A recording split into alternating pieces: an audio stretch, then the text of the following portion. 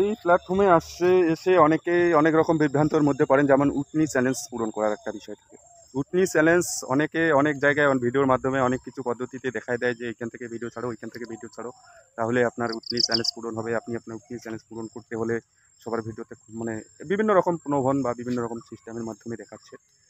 তাদেরকে বলছি যে নতুনদেরকে বিভ্রান্ত করার মতো অনেক মানুষ আছে। নতুনরা যারা কিছু জানে না তাদের মানে ঠেকতে ঠেকতে শিখতে হয়। আমি যেমন ঠেকতে ঠেকতে অনেক জায়গায় শিখে আসছি। উকনি চ্যালেঞ্জ পূরণ করতে হলে আপনাকে আপনি আপনার নিত্যদিনের যেখান থেকে ভিডিও ছাড়েন না কেন আপনার উকনি চ্যালেঞ্জে পূরণ হবে, উকনি চ্যালেঞ্জে চলে যাবে। আপনি আপনার ফেসবুক প্ল্যাটফর্মে এসে যে জায়গায় ভিডিও ছাড়েন সেই জায়গায় ভিডিও ছাড়ুন, তো অবশ্যই আপনার উকনি চ্যালেঞ্জ পূরণ হবেই।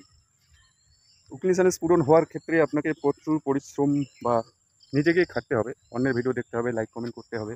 এই যে কতগুলো বাধা বিপত্তি মনে করো আছে, এগুলো মেনেই চলতে হবে। আপনি অনেকে বিভ্রান্ত হচ্ছেন যে উকলি চ্যালেঞ্জ পূরণ না হলে কোনো ইয়া হচ্ছে না, পূরণ হবেই। আপনি আপনার সঠিক লক্ষ্যে পৌঁছান, সঠিক কাজ করে যান, তাহলে অবশ্যই পূরণ হবে।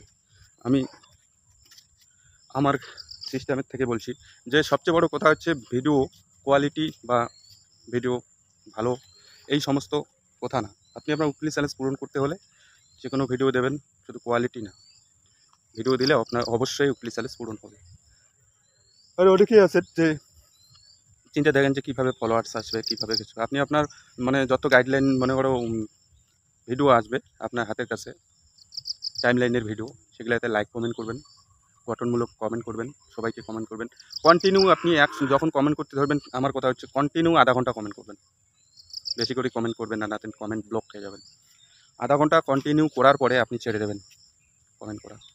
যদি ভিডিও ছাড়ার পরে আধা ঘন্টা কমেন্ট করেন তাহলে আরও ভালো। মানে আধা ঘন্টা কন্টিনিউ কমেন্ট কমেন্ট করে তারপরে রেস্ট দেবেন।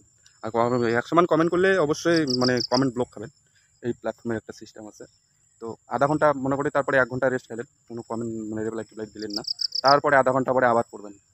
দেখবেন ফলোয়ার্স কাকে বলে, ফলোয়ার্স কীভাবে আসে, কীভাবে। আপনি আপনার সঠিক লক্ষ্যে পৌঁছাতে হলে আপনার নির্দিষ্ট সময় মেনটেন করে সকল ভিডিওতে কমেন্ট, গঠনমূলক কমেন্ট করবেন, তো অবশ্যই আপনার ফলোয়ার্স কমপ্লিট হবে।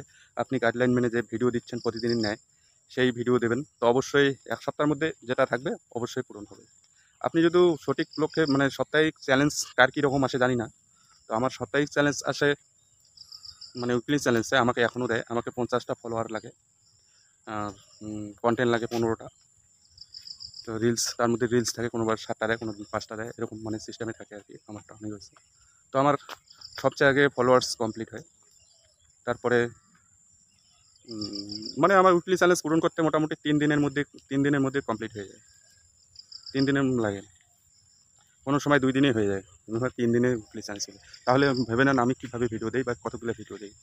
শুধু ভিডিও দেবেন তা না, ভিডিওর সাথে স্টোরি দেবেন, ফটো দেবেন, এগুলো কিন্তু মাস্ট। ফটোতে কিন্তু রিচ এঙ্গেজমেন্ট সবচেয়ে বেশি আসে। নমস্কার সকলকে।